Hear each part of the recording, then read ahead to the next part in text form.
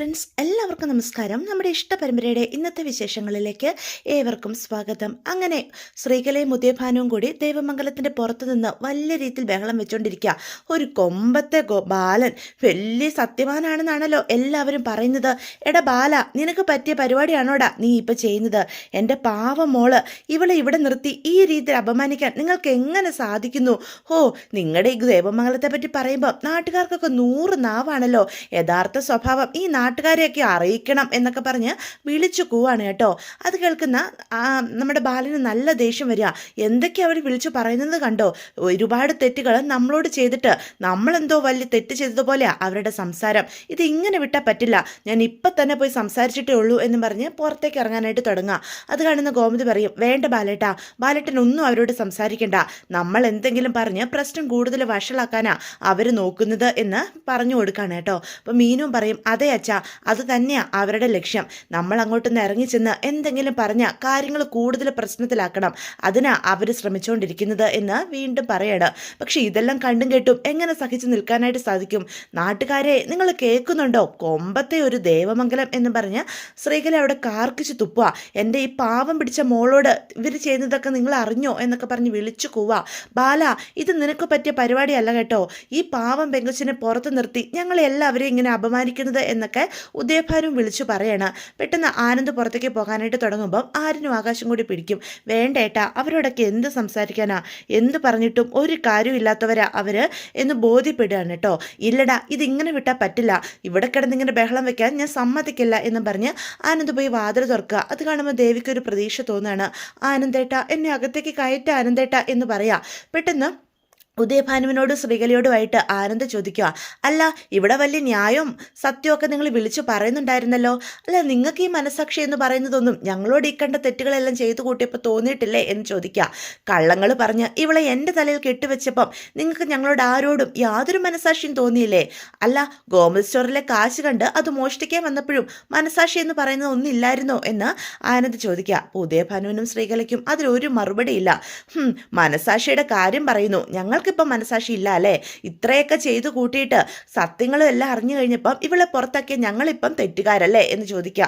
ആനന്ദേ മോനെ, എന്തുണ്ടെങ്കിലും നമുക്ക് അകത്ത് നിന്ന് സംസാരിക്കാം. നമ്മുടെ വീട്ടിലെ കാര്യങ്ങളൊക്കെ എന്തിനാ നാട്ടുകാരെ അറിയിക്കുന്നേ? ഇത്രയും നേരം അങ്ങനെ ആയിരുന്നില്ലല്ലോ.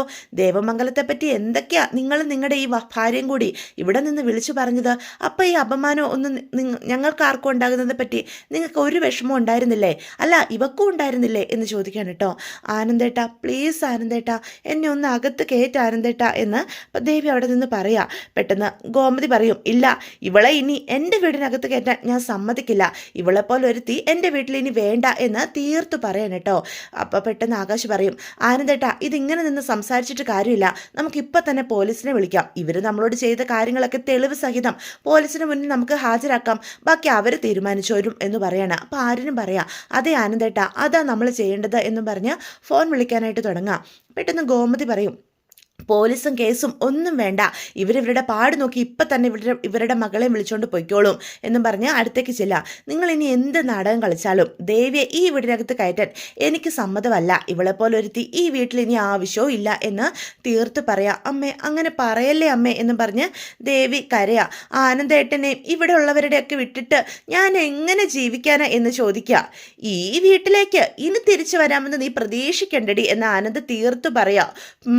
അതൊക്കെ വെറുതെയാ എന്ന് അപ്പം ശ്രീകല പറയണം. നീ ചെയ്തതൊക്കെ എൻ്റെ മനസ്സിൽ നിന്ന് ഒരിക്കലും പോകില്ല, മരണം വരെ ഞാൻ മറക്കില്ല, മര്യാദയ്ക്ക് ഇറങ്ങി പോടി എന്ന് പറഞ്ഞുകൊണ്ട് ഒരു തള്ളങ്ങ് തള്ളാണ് കേട്ടോ. അപ്പോഴത്തേക്ക് ശ്രീകല, അയ്യോ, ഈ ദുഷ്ടൻ എൻ്റെ മോനെ എന്തൊക്കെയാ ചെയ്യുന്നതെന്ന് നോക്കിക്കേ, എൻ്റെ മോളെ കൊല്ലാക്കൊല ചെയ്യുന്നേ എന്ന് പറഞ്ഞ് വിളിച്ചു കൂവാ. പെട്ടെന്ന് ആനന്ദ് പറയും, ദേ, മിണ്ടിപ്പോകരുത്, ഈ മുറ്റത്ത് നിന്നേ ആവശ്യമില്ലാത്ത ഷോ ഇറക്കരുത്, ഉള്ള കാര്യം ഞാൻ പറഞ്ഞേക്കാം എന്ന് തീർത്ത് പറയാം.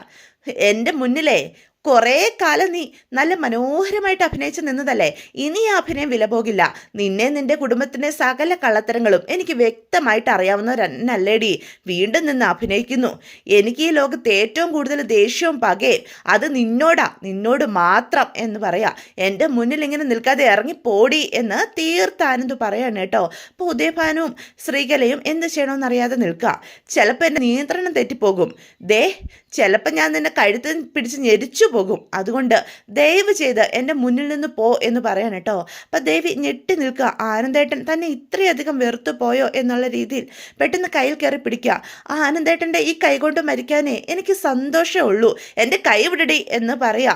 എന്നെ കൊല്ല ആനന്ദേട്ട, എന്നെ കൊല്ല് എന്ന് പറഞ്ഞ് ദേവി കൈ പിടിച്ച് ദേവിയുടെ കഴുത്തിലേക്ക് വെക്കുക. ദേവി മോളെ നീ എന്തൊക്കെയായി കാണിക്കുന്നത് എന്നപ്പം ശ്രീകല ഉദയഭാനും കൂടി ചോദിക്കുക. പെട്ടെന്ന് ആനന്ദ് ഒരു വിധത്തിൽ കൈ പിടിപ്പിക്കും. നീ എന്താ കാണിക്കുന്നേ? എൻ്റെ മോളെ ഒന്നും ചെയ്യരുത് കേട്ടോ എന്ന് ശ്രീകല അപ്പോൾ പറയാം. ദേ അനാവശ്യം വിളിച്ച് പറയരുത്, ഞാൻ നിങ്ങളുടെ മോളെ ഒന്നും ചെയ്തിട്ടില്ല, എൻ്റെ കൈകൊണ്ട് പിടിച്ച് മരിക്കണമെന്ന് പറഞ്ഞത് ഇവള് തന്നല്ലേ എന്ന് ആനന്ദ് അപ്പം ചോദിക്കുക. ഇങ്ങനെ പല കള്ളത്തരങ്ങളും പറഞ്ഞ് ഇവൾ എന്നെ വശീകരിക്കാൻ നോക്കും. ഇനി അതൊന്നും നടക്കാൻ പോകുന്നില്ല. ഇവളുടെ ഒരു കള്ളത്തരത്തിലും ഈ ആനന്ദ് വീഴാനും പോകുന്നില്ല. മോളും അമ്മയും അച്ഛനും ദേ ഇനി അത് മനസ്സിലാക്കുന്നത് നല്ലതാ. ഒരു കള്ളത്തരവും ഇനി ഇവിടെ ഏക്കാൻ പോകുന്നില്ല എന്ന് തീർത്താനന്ദ് പറയാ. എടി നിനക്ക് നാണമില്ലേടി? നിന്നെപ്പോലെ ഒരുത്തെ ഞാൻ എൻ്റെ ജീവിതത്തിൽ കണ്ടിട്ടില്ല. നീ എന്നെ ഒരിക്കലും സ്നേഹിച്ചിട്ടില്ല, നിനക്കതിന് സാധിക്കേയില്ല. സ്നേഹിക്കുന്ന പോലെ അഭിനയിക്കുക നീ ചെയ്തത്. അല്ല അല്ല ആനന്ദേട്ട അല്ല എന്ന് ദേവി അപ്പോൾ പറയാം. മിണ്ടിപ്പോകരുത്, അവൾ സ്നേഹിച്ചിട്ടുണ്ട് പോലും. അവളുടെ ഒരു സ്നേഹം, നിന്റെ സ്നേഹം എന്താണെന്നൊക്കെ എനിക്ക് വ്യക്തമായിട്ട് അറിയാം. എല്ലാ സത്യങ്ങളും മനസ്സിലാക്കിയ ശേഷം ഒന്നും തുറന്നു പറയാൻ കഴിയാതെ ഉള്ളുരുകി ജീവിക്കുമായിരുന്നു ഞാനിവിടെ നീർ ജീവിക്കുന്നത് കണ്ട് ആസ്വദിച്ചവളാ നീ എന്ന് പറയാം. ഒരു സമയത്ത് എനിക്ക് എന്നെ തന്നെ അവസാനിപ്പിക്കാൻ പോലും തോന്നിയിട്ടുണ്ട്, അറിയാവോ എന്ന് പറയാം. പെട്ടെന്ന് ഗോമതി ചോദിക്കും, എടാ നീ എന്താടാ പറഞ്ഞത് എന്ന് ചോദിക്കാം. എൻ്റെ അച്ഛനെയും അമ്മയും എൻ്റെ അനിയന്മാരെയും അനിയത്തെയും ഒക്കെ ഓർത്തത് കൊണ്ട് മാത്രമാണ് ഞാൻ ആത്മഹത്യ ചെയ്യാതെ പിടിച്ചു നിന്നത് എന്ന് പറയാം, അല്ലാതെ നിന്നെ ഓർത്തിട്ടല്ല. അപ്പോഴത്തേക്കും ഇതൊക്കെ കുറെ കണ്ടിട്ടുണ്ട് എന്നുള്ള രീതിയിൽ സ്ത്രീകളെ പുച്ഛത്തോടു കൂടി നിൽക്കുക. നീയൊക്കെ എത്ര ചെയ്താലും ദേവി ഇവിടെ തന്നെ ജീവിക്കും എന്നുള്ളൊരു ഭാവമാണ് കേട്ടോ അവർക്ക്. വീണ്ടും ആനന്ദ് പറയാ, എൻ്റെ ഈ അവസ്ഥയിലേക്ക് എത്തിച്ചത് നീ ഒരുത്തിയാ. നിന്റെ കള്ളത്തരങ്ങൾ കാരണമാണ് ഞാൻ ഈ രീതിയിലായിപ്പോയത്. ഒരു വൃത്തികെട്ട കുടുംബം, എന്തൊരു കുടുംബം നിങ്ങൾ. ഇത്രയും കാലത്തിൽ എൻ്റെ ജീവിതത്തിൽ നിന്റെ കൂടെ ജീവിച്ച കാലമാണ് ഞാൻ നരകിച്ചത്. സമാധാനമില്ലാതെ നീർ ഞാൻ ജീവിച്ചത്. എൻ്റെ പൊന്നാനന്ദേട്ട ഇങ്ങനൊന്നും പറയല്ലേ, മതി. ഇനി നീ എന്നെ അങ്ങനെ വിളിക്കരുത്. എന്നോടൊന്ന് ക്ഷമിക്കുക ആനന്ദേട്ട, ഒറ്റ തവണത്തേക്ക് എന്നോട് ക്ഷമിക്കുക. എന്നോട് ഇങ്ങനെ കാണിക്കല്ലേ ആനന്ദേട്ടാ. ഇനി നീ ഒരക്ഷരം പറയരുത്. നീ പറയുന്ന കള്ളത്തരങ്ങളൊന്നും കേൾക്കാൻ ഇനി എന്നെ കിട്ടില്ല എന്ന് ആനന്ദ് തീർത്തു പറയാ. നിനക്ക് എന്നോട് എന്തെങ്കിലും ഒരു അല്പ ആത്മാർത്ഥത ഉണ്ടെങ്കിൽ ദേ നിന്റെ ഈ തന്തയും തള്ളയും വിളിച്ചുകൊണ്ട് നീ ഇവിടെ നിന്ന് ഇപ്പം ഇറങ്ങിക്കോണം എന്ന് തീർത്തു പറയാ. നീ കുറേ സമയമായി പറയുന്നുണ്ടല്ലോ സ്നേഹമുണ്ടെന്ന്, അത് അല്പമെങ്കിലും സത്യമാണെങ്കിൽ. ഇത്രയും നാളെ ഞാൻ ഒന്നും പറയാതിരുന്നത് എൻ്റെ ഈ വീട്ടുകാരെ ഓർത്തിട്ടാ, അവർ വേദനിക്കാതിരിക്കാനാ, അല്ലാതെ നിന്നോടുള്ള സ്നേഹം കൊണ്ടൊന്നും അല്ല. ഇപ്പം എല്ലാവർക്കും അറിയാം. ദേ ഇനി എനിക്ക് ഒന്നും നോക്കാനില്ല. ഇനി എൻ്റെ വീട്ടുകാരുടെ മുന്നിൽ എനിക്കൊന്നും മറച്ചു വെച്ച് അഭിനയിക്കേണ്ട കാര്യമില്ല. അതുകൊണ്ടാണ് പറഞ്ഞത്, എൻ്റെ നിയന്ത്രണം തെറ്റുന്നതിന് മുന്നേ നിങ്ങൾ നിങ്ങളുടെ മോളെ വിളിച്ചുകൊണ്ട് പോകാൻ നോക്കുക എന്ന് തീർത്തു പറയാണ് കേട്ടോ. ദേ പറഞ്ഞു കഴിഞ്ഞു ഞാൻ, അതായിരിക്കും നിങ്ങൾക്ക് എല്ലാവർക്കും നല്ലത്. ആനന്ദേട്ട എന്നും പറഞ്ഞ് വീണ്ടും കിടന്ന് കെഞ്ചുക. തന്തയും തള്ളയും വിളിച്ചുകൊണ്ട് പോടി ഇവിടെ നിന്ന് എന്ന് വീണ്ടും ആനന്ദ് ദേഷ്യത്തോടു കൂടി പറയാൻ കേട്ടോ. പക്ഷെ അവിടെ തന്നെ നിൽക്കുക. നീ ഇവിടെ നിന്ന് ഇപ്പം പോയില്ലെങ്കിൽ എൻ്റെ മരണത്തിന് കാരണം നീയും നിന്റെ തന്തയും തള്ളയുമാണെന്ന് എഴുതി വെച്ചിട്ട് ഞാൻ ചത്ത് കളയും എന്ന് ആനന്ദ് പറയാ. അത് കേൾക്കുന്ന ദേവി ഞെട്ടിത്തെറിച്ച് നിൽക്കുക. ദേവി മാത്രമല്ല ദേവമംഗലത്തുള്ളവരും ഭയന്നു പോവാണ് കേട്ടോ. ആനന്ദേ നീ എന്തൊക്കെയാടെ വിളിച്ചു പറയുന്നത് എന്ന് ഗോമതി അപ്പം ചോദിക്കുക. അപ്പം ആ വെളിപ്പെടുത്തലിൽ ശരിക്കും തകർന്നു പോവാ ദേവി. നീ എന്തൊക്കെയാണ് വിളിച്ചു പറയുന്നതെന്ന് പറഞ്ഞുകൊണ്ട് ബാലനും അടുത്തേക്ക് ചെല്ലുക. ആനന്ദേ നീ എന്താടാ ഇപ്പം പറഞ്ഞത്? നീ മരിച്ചു കളയുമെന്നോ? നീ പറഞ്ഞത് എന്താണെന്ന് ഒന്നുകൂടി പറഞ്ഞേടാ എന്ന് ചോദിക്കുക. അച്ഛാ എനിക്ക് അത്രയും മടുത്തു, ഞാൻ വെറുതെ പറഞ്ഞതല്ല, ഞാൻ ചെയ്യും. അത്രയും തകർന്നാണ് ഞാൻ നിൽക്കുന്നത്. എനിക്ക് ഇനിയും വയ്യ ചെയ്തൊന്ന് സഹിക്കാൻ. ഇവളുടെ ശല്യത്തിൽ നിന്നേ രക്ഷപ്പെടാൻ ഞാൻ എന്തും ചെയ്യും. എനിക്ക് വയ്യ ഇനി ഇവളെ ചുമക്കാനായിട്ട്. ഇവളെ പോലൊരു കള്ളി എൻ്റെ ജീവിതത്തിൽ ഉണ്ടായാൽ ഒരു സ്വസ്ഥത എനിക്ക് കിട്ടില്ല. അച്ഛാ അങ്ങനെയൊന്നും സംഭവിക്കാതിരിക്കണമെങ്കിലേ ദേ ഇവളെ ഇവിടുന്ന് പോകാൻ പറ. എൻ്റെ കൺമുന്നിൽ പോലും ഇവളെ കാണാൻ പാടില്ല എന്ന് തീർത്തു പറയാ. പെട്ടെന്ന് ആരും പറയും, ഏട്ടൻ ഒരു തെറ്റും ചെയ്തിട്ടില്ല. ഒരു തെറ്റും ചെയ്യാത്ത ഏട്ടൻ എന്തിനാ വേദനിക്കുന്നത്? ഇവർ ചെയ്ത തെറ്റിന് ഏട്ടൻ എന്തിനാ ഇങ്ങനെയൊക്കെ പറയുന്നത്? അനുഭവിക്കേണ്ടതിൻ്റെ മാക്സിമം അനുഭവിച്ച് കഴിഞ്ഞു ഞാൻ. ഇനി എനിക്ക് സഹിക്കാൻ വയ്യ. ഇത്രയൊക്കെ സഹിക്കാൻ ഞാൻ എന്ത് തെറ്റാ ചെയ്തത്? ഇവളെ ഇപ്പം ഈ നിമിഷം ഇവിടുന്ന് പോയിക്കോണം, ഇല്ലെങ്കിൽ ഞാൻ എന്തെങ്കിലും ചെയ്ത് കളയും എന്ന് തീർത്തു പറയാം. അച്ഛാ എനിക്ക് ഇവളെ കാണണ്ട അച്ഛാ. ഇത്രയും നാളും അച്ഛനോടോ അമ്മയോടോ ഒന്നും ഞാൻ ആവശ്യപ്പെട്ടിട്ടില്ല. പക്ഷെ ഇന്ന് ഞാൻ ആവശ്യപ്പെടുക ഒരു കാര്യം. പക്ഷെ ഇപ്പം ഞാൻ ആവശ്യപ്പെടുക, ഇവളെ എനിക്കെൻ്റെ ജീവിതത്തിൽ വേണ്ട. എനിക്കിവളെ വേണ്ടാഞ്ഞിട്ട് എനിക്ക് സഹിക്കാൻ വയ്യ. ഇത്രയൊക്കെ വേദന സഹിക്കാൻ എന്ത് തെറ്റാണ് ഞാൻ ചെയ്തത് എന്ന് ചോദിക്കുകയാണ് കേട്ടോ. ഇനി എൻ്റെ ജീവിതത്തിൽ ദേ ഈ നിൽക്കുന്നവളുണ്ടല്ലോ, ഇവളുടെ ആവശ്യമില്ല. ഇവളെപ്പോലെ ഒരുത്തി എനിക്കിനി വേണ്ട. ആനന്ദേട്ടാ, ഇങ്ങനെ പറയല്ലേ ആനന്ദേട്ടാ എന്നും പറഞ്ഞാൽ ദേവി വീണ്ടും കരഞ്ഞുകൊണ്ട് ചെല്ലുക. ആനന്ദേട്ടൻ ഇല്ലാതെ ഞാൻ എങ്ങനെ ജീവിക്കാനാ? പെട്ടെന്ന് ശ്രീകല പറയും, നീ ധൈര്യമായിട്ടിരിക്കൂടി. നീ ഇല്ലാതെ ഇവൻ എങ്ങനെ ജീവിക്കുമെന്ന് എനിക്കൊന്ന് കാണണം. ഓ, ഒരു കൊമ്പത്തെ ബാലനും മകനും നിൽക്കുന്നു. അച്ഛാ, എനിക്കിനി വയ്യ അച്ഛാ. അച്ഛനാ എനിക്കിവളെ കണ്ടെത്തി തന്നത്. അച്ഛനായിട്ട് ഇവളെ എൻ്റെ കഴുത്തിൽ നിന്ന് ഇല്ലാതാക്കി തരണം. ഇപ്പം ഞാൻ പറയാം, ഇനി എനിക്കിവളെ സഹിക്കാൻ വയ്യ. എനിക്കിവളെ വേണ്ട. അച്ഛനായിട്ട് തന്നെ ഇവളെ എൻ്റെ ജീവിതത്തിൽ നിന്നും ഒഴിവാക്കി തരണം എന്ന് തീർത്ത് പറയണം കേട്ടോ. അപ്പം ദേവിയാണെങ്കിൽ ഇതൊന്നും സഹിക്കാൻ കഴിയാതെ ഞെട്ടി നിൽക്കുകയാണ്. പെട്ടെന്ന് അനുവും വിളിക്കും, ആനന്ദേട്ട എന്താ ഈ പറയുന്നത് എന്ന് ചോദിക്കുക. ദേവിയാണ് കരഞ്ഞുകൊണ്ട് തന്നെ നിൽക്കുകയാണ് കേട്ടോ. ഇനി ഒന്നും പറഞ്ഞിട്ട് കാര്യമില്ല എന്നുള്ള രീതിയിൽ താകെ തകർന്നു പോവാ. പെട്ടെന്ന് ശ്രീകല പോയി പിടിക്കുക. ദേ, ഇവൻ നിന്റെ കഴുത്തിൽ താലി കെട്ടിയവനാ. ഇവൻ അങ്ങനെയൊന്നും നിന്നെ ഒഴിവാക്കാൻ പറ്റില്ല എന്ന് തീർത്തു പറയാണ് ശ്രീകല. ദേ, അതിന് ശ്രമിച്ചാലുണ്ടല്ലോ ഈ ദേവമംഗലം മുഴുവനും അനുഭവിക്കും. ഈ ശ്രീകല ആരാണെന്ന് നിങ്ങൾ അറിയും എന്ന് തീർത്തു പറയാ. ശ്രീകലെ, ബാ നമുക്ക് പോകാം. ദേ, ഞങ്ങളെ ഭീഷണിപ്പെടുത്തി പറഞ്ഞു വിടാന്ന് നിങ്ങൾ കരുതണ്ട എന്ന് പറയാ. പെട്ടെന്ന് ബാലൻ പറയും, നിർത്ത്. ഇനി ഒരു അക്ഷരം എൻ്റെ മുറ്റത്ത് നിന്ന് സംസാരിച്ചാൽ ഈ ബാലൻ ആരാണെന്ന് നിങ്ങൾ അറിയും. ഇപ്പം ഈ നിമിഷം നിങ്ങളുടെ മോളെയും കൂട്ടി ഇവിടുന്ന് പൊയ്ക്കോണം എന്ന് തീർത്ത് പറയാൻ കേട്ടോ. ഇല്ലെങ്കിലേ ബാലൻ്റെ മറ്റൊരു മുഖം നിങ്ങൾ കാണേണ്ടി വരും. ഇത്രയും കാലം സൗമ്യതയോടെ സംസാരിക്കുന്ന ബാലനെ നിങ്ങൾ കണ്ടിട്ടുള്ളൂ. പക്ഷെ ഇനി അത് കാണത്തില്ല. എൻ്റെ മകൻ്റെ ജീവിതം ഈ അവസ്ഥയിലാക്കിയത് നിങ്ങളോ? എൻ്റെ സത്യം പറഞ്ഞാൽ നിങ്ങളെ കുറ്റം പറഞ്ഞിട്ട് കാര്യമില്ല. ഞാൻ ഒറ്റ ഒരുത്തനാ ഇതിനൊക്കെ കാരണക്കാരൻ. എൻ്റെ മകൻ്റെ ജീവിതം നശിപ്പിച്ചത് ഞാനാ.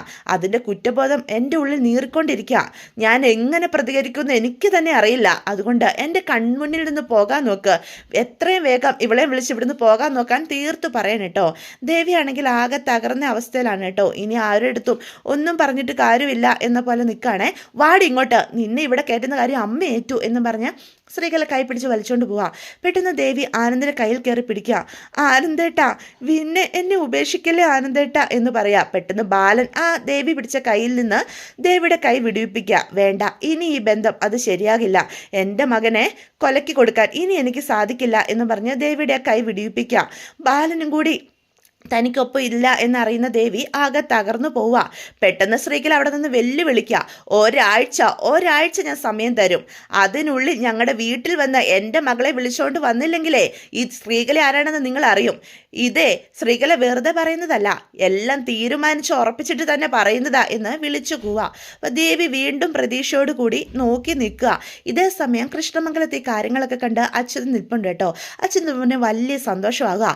പാടത്ത് ജോലി വരമ്പത്ത് കൂലി എന്ന് പറയുന്നത് എത്ര ശരിയാ. നമ്മൾ എവിടെ ഇരുന്ന് കളി കണ്ടാൽ മതി. കളിക്കുന്നത് ഉദയഭാനു ശ്രീകലയും കൂടി ആയിക്കോളും. ദേവമംഗലത്തിൻ്റെ കട്ടള ഇളക്കുന്ന കാര്യം ഈ ഞാൻ ഏറ്റു എന്ന് വിളിച്ചു പോവാ. ഞാൻ ഏതായാലും ആ ഉദയഭാനുവിനെ വിളിക്കാൻ പോവാ. വിളിച്ച് ശക്തമായ പിന്തുണനെ പ്രഖ്യാപിക്കാൻ പോവാ എന്ന് പറയാൻ കേട്ടോ. അപ്പം ഇത് കാണുന്ന ധർമ്മം പറയും, ദേ ഏട്ടാ, ആവശ്യമില്ലാതെ പൊല്ലാപ്പിനൊന്നും പോവണ്ട. എന്താടാ ഏട്ടാ, വേണ്ട ഏട്ടാ, എന്ത് വേണ്ടാന്ന് എന്നെ തടയാറായോ നീ? അത്രയ്ക്ക് ധൈര്യം നിനക്ക് വന്നോ എന്ന് ചോദിക്കുക. അച്യുത, തർക്കവും ബഹളവും ഒന്നും വേണ്ട. അവരായി അവരുടെ പാടായി എന്ന് നന്ദിതയും പറയാ. അവരെ ഒന്നും നമ്മൾ ഉപദ്രവിക്കേണ്ട കാര്യമില്ല. അവരെങ്ങനെയെല്ലാം ജീവിച്ചു പൊയ്ക്കോട്ടെ എന്ന് ധർമ്മനും പറയാം. എന്തൊക്കെ പറഞ്ഞാലും ഗോമതി ചേച്ചി നമ്മുടെ സഹോദരിയല്ലേ എന്ന് ചോദിക്കാം. ഗോമതി നമ്മുടെ സഹോദരിയല്ല. അവൾ എൻ്റെ സഹോദരിയല്ല, അനന്തേട്ടൻ്റെ സഹോദരിയല്ല. എൻ്റെ അനന്തേട്ടൻ്റെ സഹോദരി അല്ലെങ്കിൽ അവൾ നിൻ്റെ സഹോദരിയല്ല എന്ന് തീർത്തു പറയാം. പറഞ്ഞുന്ന് വെച്ച് അവസാനിക്കുന്നതാണോ ഏട്ടാ ബന്ധങ്ങൾ എന്ന് ചോദിക്കുക. പെട്ടെന്ന് ധർമ്മൻ്റെ കോളർ കയറി അച്യുതം പിടിക്കുക. എന്താടാ നിനക്ക് പെട്ടെന്നൊരു മനംമാറ്റം എന്ന് ചോദിക്കുക. കൃഷ്ണമംഗലത്തെ ചോറ് എല്ലിനിടയിൽ കിടന്ന് നിനക്ക് ശരിക്കും അങ്ങ് കുത്തുന്നുണ്ടോ? കള്ളനെന്ന് വിളിച്ച് അവിടെ നിന്ന് ആട്ടി ഇറക്കിയപ്പം ഞങ്ങളാ കഥകു തുറന്ന് സ്വീകരിച്ചത്, അത് നീ മറക്കണ്ട. എന്നിട്ടിപ്പം അവൻ എന്നെ ഇപ്പം ചോദ്യം ചെയ്യാൻ വന്നിരിക്കുന്നു. പെട്ടെന്ന് സുകന്യ പറയും, അയ്യോ അച്ചുവേട്ടാ, ദേഷ്യപ്പെടല്ലേ, അവൻ അറിയാതെ പറഞ്ഞു പോയതാ, ധർമ്മേട്ടനോട് ക്ഷമിക്കുക. പെട്ടെന്ന് രാജശ്രീ പറയും, ഇവൻ കൊച്ചുകുട്ടിയൊന്നും അല്ലല്ലോ, അറിയാതെ പറയാൻ. അത്രയും അറിയാതെയൊന്നും അല്ല. ഡാ, നോക്കിയും കണ്ടോ സംസാരിച്ചില്ലെങ്കിൽ ധർമ്മ അനിയനാണെന്നൊന്നും ഞാൻ നോക്കില്ല. എന്താടാ, എന്താ ഇവിടെ ഒരു ബഹളം എന്ന് ചോദിച്ചുകൊണ്ട് അനന്തനും ഇന്ദിരാമ്മയും അങ്ങോട്ട് പറയാ. പെട്ടെന്ന് ഇന്ദിരാമ്മ പറയും, അവനൊരു പാവമാണെന്ന് കരുതി എൻ്റെ മകനോട് എന്തുവാകാന്ന് നീ കരുതണ്ട എന്ന് തീർത്ത് പറയാൻ കേട്ടോ. പെട്ടെന്ന് ധർമ്മം പറയും, സാരമില്ല ഏട്ടനല്ലേ, വിട്ടേക്ക് എന്ന്. അയ്യടാ, അവൻ്റെ ഒരു ഔദാര്യം എന്ന് അച്യുതൻ പറയാൻ കേട്ടോ. എടാ, ഏട്ടൻ്റെ ആഗ്രഹത്തിനൊത്ത് നിൽക്കുന്നവനാടാ യഥാർത്ഥ അനിയൻ. ഏട്ടാ, ഇവന് പുതിയ വെളിപാടുണ്ടായിരിക്കുന്നു. ഗോമതി നമ്മുടെ അനിയത്തിയാണെന്ന്. ആ ഒരു സ്നേഹം നമുക്കുള്ളിൽ വേണമെന്ന്. അതെവിടുത്തെ ന്യായമാ? എനിക്കങ്ങനെ ഒരു അനിയത്തിയില്ല. ഇവന് മാത്രമല്ല, ഇവിടെ പലർക്കും ആ ദേവമംഗല ചായ്വ് വന്നിട്ടുണ്ടെന്ന് എനിക്കറിയാം. ഉദയഭാനു ചതിച്ചു എന്ന് പറഞ്ഞ് അലോകും ഇങ്ങോട്ട് വന്നിരുന്നല്ലോ, അവരോട് ദയ കാണിക്കണമെന്നും പറഞ്ഞുകൊണ്ട് എന്ന് അപ്പം അച്യുതൻ പറയാ. അല്ല, അലോക് നിന്നെ സ്വാധീനിച്ചോ അതോ നീ അലോകിനെ സ്വാധീനിച്ചോ? ആരും ആരെ സ്വാധീനിച്ചിട്ടൊന്നും ഇല്ല ഏട്ടാ. ഞാൻ എൻ്റെ മനസ്സിൽ വന്നത് പറഞ്ഞു. എനിക്കെന്താ ഇവിടെ ഒന്നും പറയാനില്ലേ? എൻ്റെ രീതികൾ ഏട്ടന് ഇഷ്ടപ്പെടുന്നില്ലെങ്കിൽ പറ, ഞാൻ അങ്ങ് തിരിച്ചു പോയിക്കോളാം എന്ന് പറയാ.